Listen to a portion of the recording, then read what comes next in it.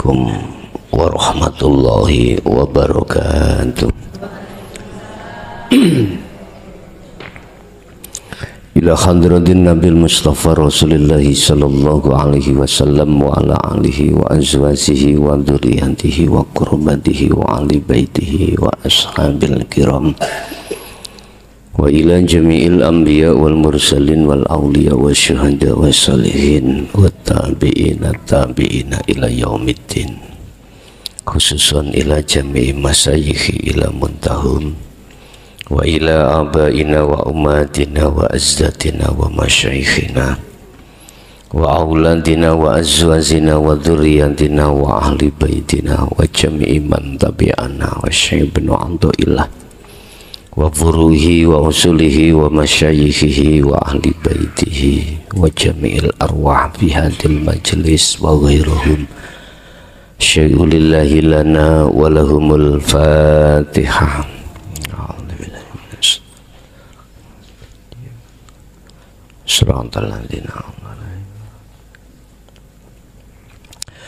Bismillahirrahmanirrahim. Bismillahi tawakkaltu 'alallah. La khawla wa la quwwata illa billahil aliyyil azim. Asyhadu an la ilaha illallah wa asyhadu anna Muhammadan abduhu wa rasuluh. Allahumma salli wa sallim wa barik alaihi wa ala alihi wa ashabihi ajma'in, amma ba'd. Semua manusia yang hadir di sini, yang sudah masuk di dalam penerimaan dinul haq, awalnya itu menolak. Awalnya itu menolak. Mengapa menolak?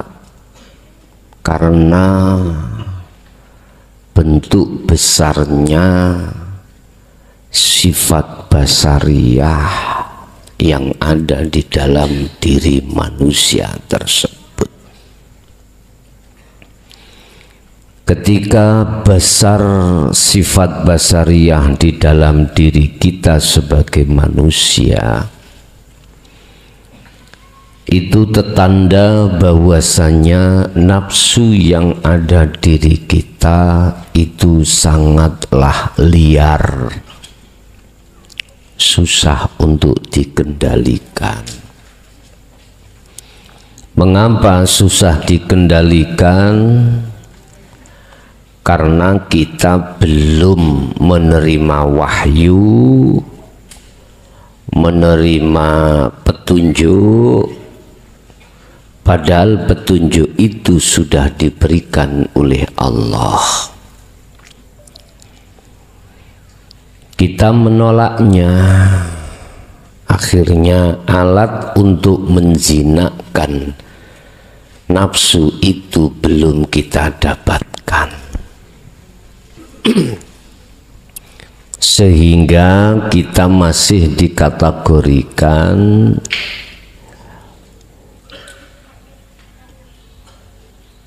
ahli hijab.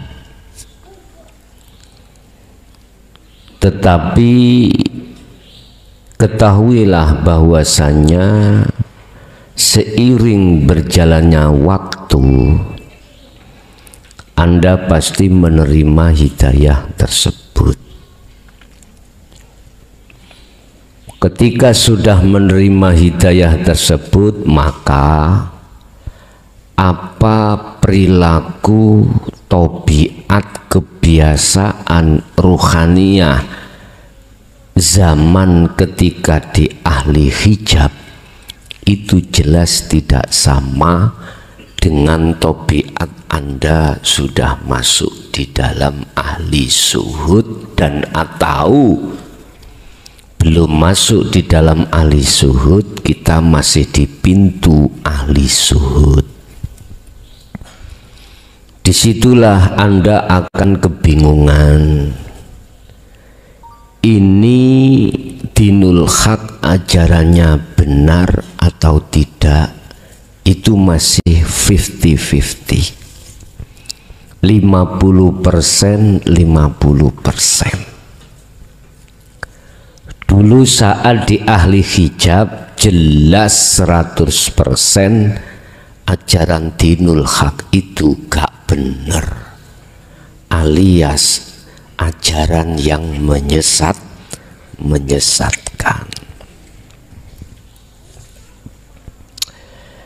Dulu lah, sekarang sudah 50% antara benar dan salah. Bapak Ibu, proses Allah memudahkan Anda untuk mendapatkan kebenaran-kebenaran yang mutlak yang tidak bisa diganggu gugat. Kapan saat itu terjadi? Saat Anda ini sudah menemukan zikir sirul asror, baru di situ tidak bisa diganggu gugat, alias kemutlakan kebenaran 100%. Berjalan proses lagi, walaupun iman jenengan ini sudah mengatakan bahwasannya hanya Allah yang berlaku, cuman belum bertemu terhadap Allah. Imannya sudah 100%, cuman belum liqo terhadap Allah. Disitulah terjadinya namanya wirid, warid,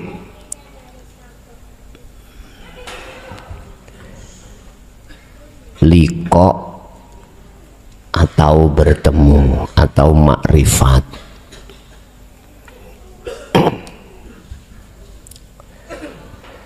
Judulnya materi pada malam hari ini, wahai orang-orang yang sudah bertemu warid, janganlah kau meremehkan saat meremehkan orang lain ketika orang lain itu masih ada di wirid. Masalahnya sebab dulu kamu itu sebelum ketemu warid itu ada di wirid. Wahai orang-orang yang sudah liqa atau makrifat Allah, janganlah kau meremehkan orang-orang yang telah diletakkan Allah di wirid, sebab dulu kau prosesnya juga di wirid.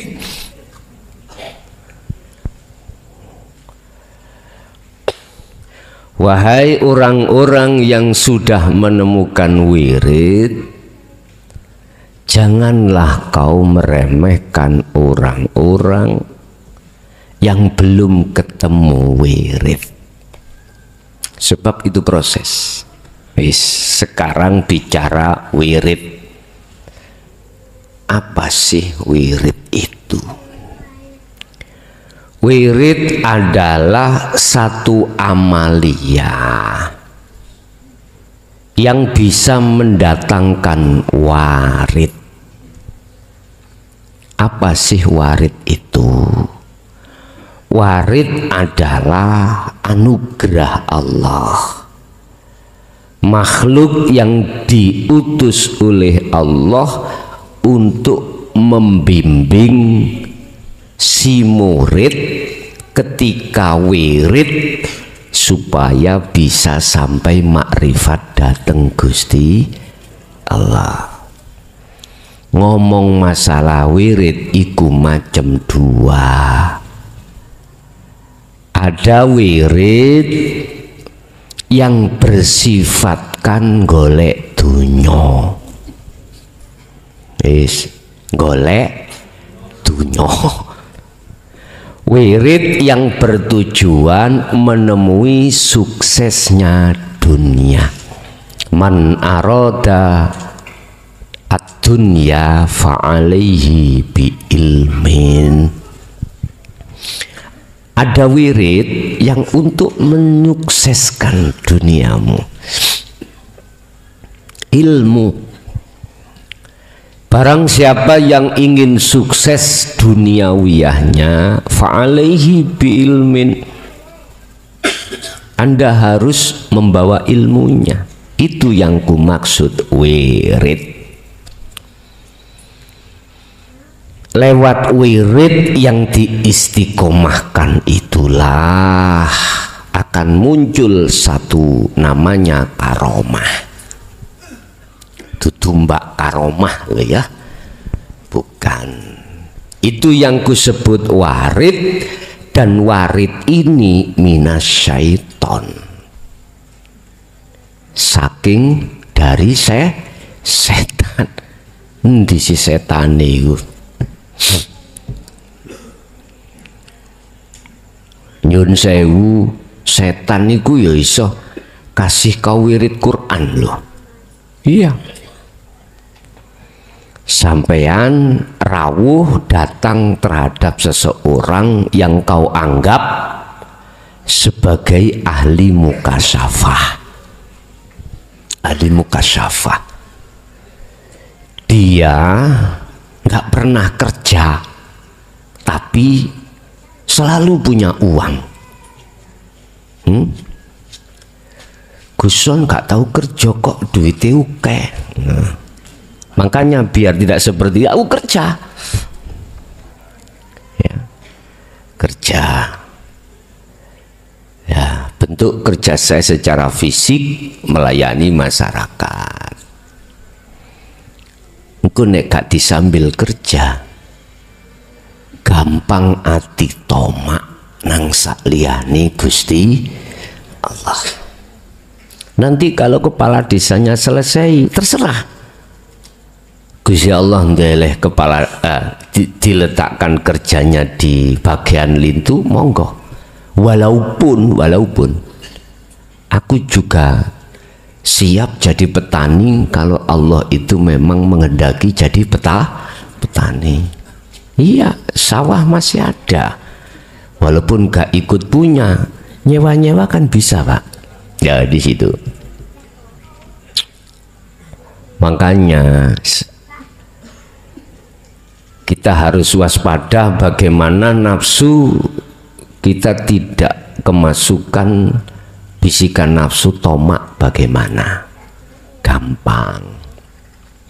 Kui kalau berangkat entah mau silaturahim terhadap rumah teman, makano dulu dikenyangkan, biar tiga arep-arep suguhani. Lah itu makan dulu dibanyakin. Kopi biar gak apa namanya, gak tomak terhadap kopi, ngopi dulu, ngopi mas dulu mas ya, biar tidak muncul tomak. Sebab nek muncul tomak iku bahaya bagi Anda.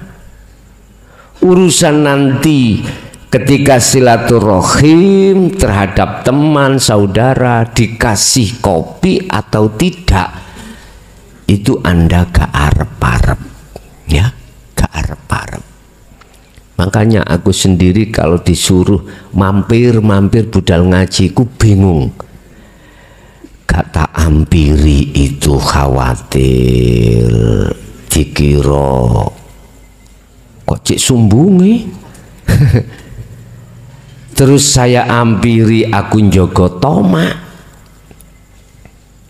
Seperti kemarin ke Tegal, ada dua nomor yang sama, nomor yang tidak sama tapi orangnya sama.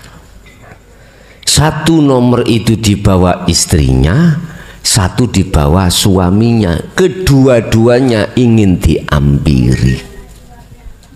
Bingung gula, Saya tanya yang nomor suaminya, antara rumah jenengan kali tempat ngaji dahulu mana?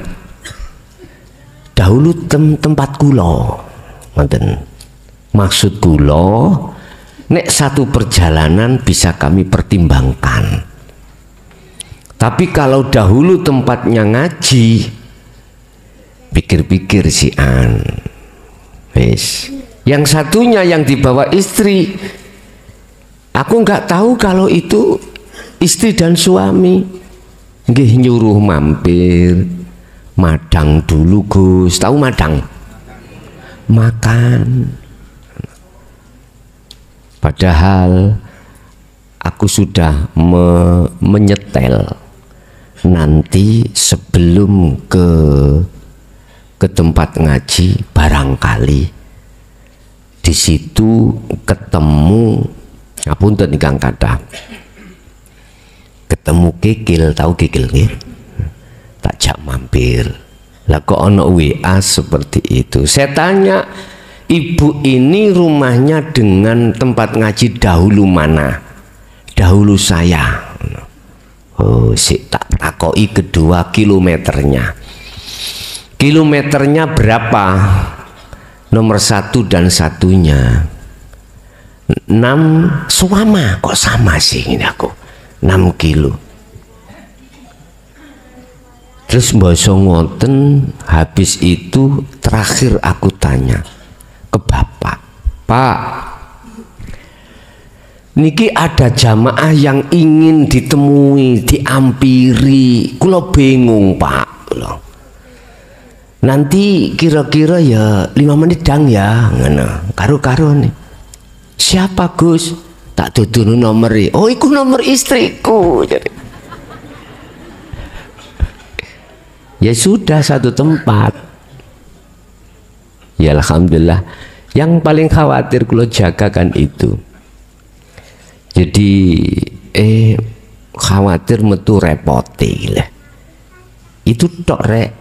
Jadi aku bukannya nggak ingin mampir yonda lah. Cuman aku menjaga dari arah situ. Kok lidok Pak Bu, mohon maaf. Jadi mampir itu yo disuguhi degan, yo disuguhi makan, pulang yo disangoni. Iki nek ke syariat kak kongkon mesti yo mampir. Seweneng. Iya masalah aku tahu tadi kiai syariat.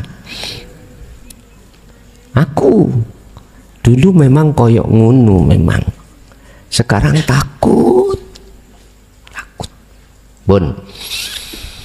Lah ketika saat orang ini membawa wirid yang tujuannya adalah sukses dunia, mohon maaf, yo jo diremehno rek, karena dia itu memang diproses Allah. Lalu dia itu mendapatkan wirid, waman aradal akhirah fa alaihi bi ilmin. Ketika Anda ingin bertemu Allah harus berilmu. Akhirnya dinul haq diterima. Alhamdulillah. Dibawailah wirid-wirid, ilmu-ilmu untuk mengenalkan ruhaniyah pada Allah. Lah Anda yang sudah makrifat, ya ojo dipaidu. Sebab kita dulu yo asalnya berangkatnya di situ. Awakmu sik syirik tok. Ya. Awakmu, kamu itu masih ketemplean syirik. Salah. Lu cok ngono sih, engko ngedon. Bingung tambahan. Silakan Anda yang masih ada di wirid, berjalanlah sesuai aturan di wirid. Anda terus menerus disuruh untuk berzikir, wirite Allahu Allah thariqah. Teruskan. Sebab ketika saat wirid iku berjalan, nanti Anda ada momen waktu tersendiri, Allah membuka sirul asrornya. Lah, ketika saat Anda sudah dibukakan dan membawa sirul asror, maka karakter hatimu sudah beda, Pak. Dulu santrimu gak kongkon, gak kau suruh untuk mampir, mesti ditelepon kamu. Ditelepon, ini ngomah, mumpung aku ada di Tegal, mampir. Etok ben barokah. Barokah saiki lho nemplek nang toko barokah, warung barokah. Lah apa goleki barokah nang toko ketemu kamu, nang warung ketemu, warung barokah, mlebu ketemu. Wis iku yo wis proses, Pak ya, proses ya ben. Lah proses iku, wong namanya proses berarti belum selesai, belum. Bon. Anda diletakkan sudah menerima wirid, yaitu zikir sirul asor, terus kumandang no sirul asor itu. Lah bagi yang sudah likok, sudah mendapatkan warid, ya jangan lantas kau remehkan orang-orang yang masih diletakkan Allah di wirid.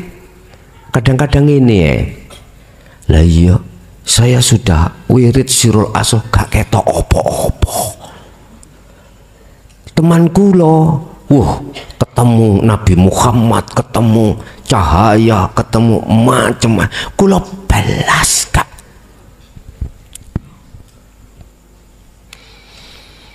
Ngepunten ya, ketika sirul asrar Anda itu sudah jalan, artinya sudah kau lakukan dengan benar setiap saat dan waktu, makalah itulah yang menjadikan warid minallah datang. Kapan datangnya warid?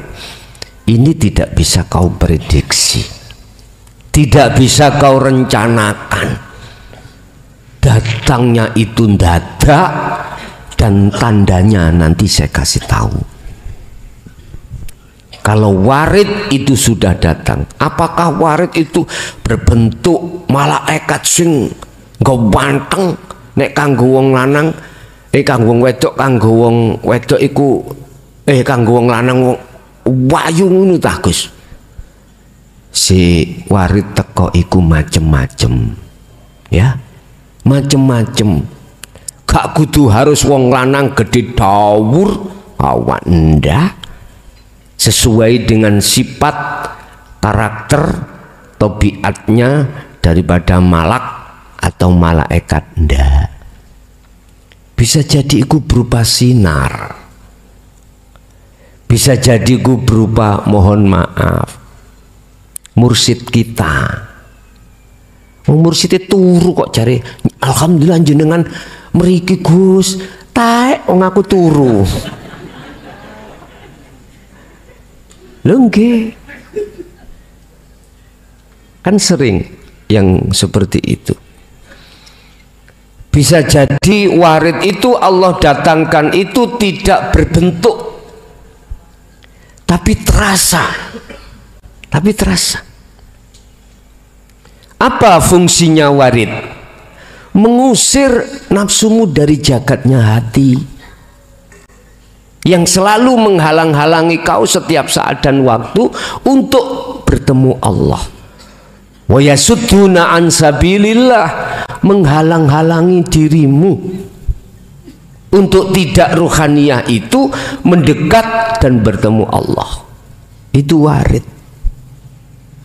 Fungsinya warid ada di situ. Yang kedua, membimbingmu. Tadi kan mengusir nafsu dari dirimu. Sekarang Yang kedua adalah membimbingmu, mengarahkan tujuan siratal mustaqim, jalan yang jejak. Karena apa? Karena jenengan iki mau sudah fa'buduh, sudah menyembah dengan benar. Kuncinya sesembahan dengan benar itu ada di Sirul Asrar. Tentang iman hanya pada Allah, tentang cinta hanya pada Allah, dalam hal segala-galanya yang berperan, yang menggerakkan dan lain sebagainya. Nah, tandanya kalau warid sudah ada di jagat hatiku yang bagaimana? Gini Pak, ketika saat jenengan berlaku apapun loh ya ini, apapun, maka hatimu dengan mudah menafikan dirimu dan mengisbatkan Allah sebagai sang berperan, sebagai sang pelaku. Makanya ada af'alullah, itu maksudnya. Nah, ketika hatimu itu klik, bukan saya yang melakukan tapi Allahnya, berarti itu warid sudah ada di dalam dirimu. Jelas ya? Datangnya ini tidak bisa kau rencanakan. Datangnya ndadak. Kalau saya boleh berkata miturut sudut pandang sistem atau ilmu, karena terbiasanya hatimu berzikir Sirul Asrar, dirasa, diiman, di Su'aul Basirah. Tidak ada waktu, tiap waktu kecuali kau gunakan hanya berlatih atau berzikir atau sadar diri tentang sang pelaku itu siapa. Itu dalam hal bentuk apapun, sang pelaku itu siapa.